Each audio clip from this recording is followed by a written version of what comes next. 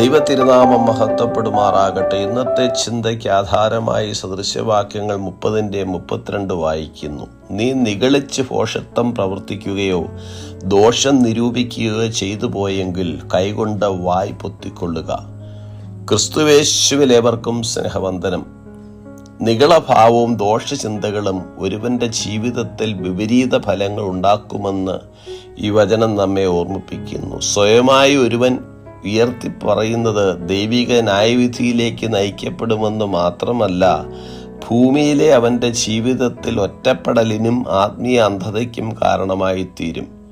യെശയ്യാ പ്രവാചകന്റെ പുസ്തകം 14-ാം അധ്യായത്തിൽ ദൈവത്തിന് മുകളിൽ ഉയരുവാനുള്ള ലൂസിഫറിന്റെ ആഗ്രഹം അവനെ സ്വർഗത്തിൽ നിന്ന് തന്നെ പുറത്താക്കുന്നതിലേക്ക് നയിച്ചു.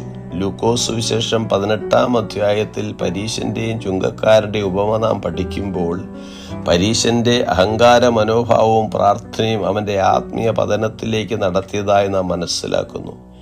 അവിടെ ചുങ്കക്കാരൻ്റെ എളിമയുള്ള പ്രാർത്ഥനയ്ക്ക് പ്രതിഫലം ലഭിക്കുന്നു. സ്വയനീതിയുടെ അപകടത്തെയും താഴ്മ പ്രാപിക്കേണ്ടതിൻ്റെ ആവശ്യകതയും ഈ വേദഭാഗം എടുത്തു കാണിക്കുന്നു. ഓർക്കുക, സ്വയം ഒരുവൻ ഉയർത്തിക്കാട്ടുന്നത് ദൈവിക കൃപകളും അനുഗ്രഹങ്ങളും ലഭിക്കുന്നത് തടസ്സപ്പെടുവാനിടയായിത്തീരും. യാക്കോബിന്റെ ലേഖനം പറയുന്നു, ദൈവം നിഗളികളോട് എതിർത്തു നിൽക്കുകയും താഴ്മയുള്ളവർക്ക് കൃപ നൽകുകയും ചെയ്യുന്നുവെന്നാണ്. നീ നിഗളിച്ച് ഭോഷത്വം പ്രവർത്തിക്കുകയോ ദോഷം നിരൂപിക്കുകയോ ചെയ്തു പോയെങ്കിൽ കൈകൊണ്ട് വായ് പൊത്തിക്കൊള്ളുക. കൈകൊണ്ട് വായ് പൊത്തുന്നത് ആത്മനിയന്ത്രണത്തിന്റെ പ്രതീകാത്മകമായ പ്രവൃത്തിയാണ്. പലപ്പോഴും അഹങ്കാരത്തോടെ കോപത്തോടെ സംസാരിക്കുവാൻ നാം പ്രലോഭിക്കപ്പെട്ടേക്കാം. അപ്പോൾ ദൈവഹിതമല്ലാത്ത ദോഷകരമായ കാര്യങ്ങൾ പ്രവർത്തിക്കുന്നതിന് പകരം ആത്മനിയന്ത്രണം പാലിക്കേണ്ടതാകുന്നു.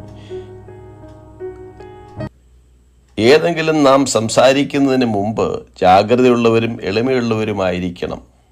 നമ്മുടെ അതരദ്വാരം കാക്കേണ്ടതിന് വേണ്ടി ദൈവത്തോട് പ്രാർത്ഥിക്കുക. കാരണം നമുക്കും മറ്റുള്ളവർക്കും ദുഃഖിക്കേണ്ടി വരുന്ന കാര്യങ്ങൾ പറയുന്നതിൽ നിന്നോ നാശം വരുത്തുന്ന മറ്റു പ്രവൃത്തികൾ ഏർപ്പെടുന്നതിൽ നിന്നോ അത് നമ്മെ സഹായിച്ചു വിടുവിക്കുന്നു. ഈ വചനങ്ങളാൽ ദൈവം നമ്മെ ഇവരെയും അനുഗ്രഹിക്കുമാറാകട്ടെ. God bless us.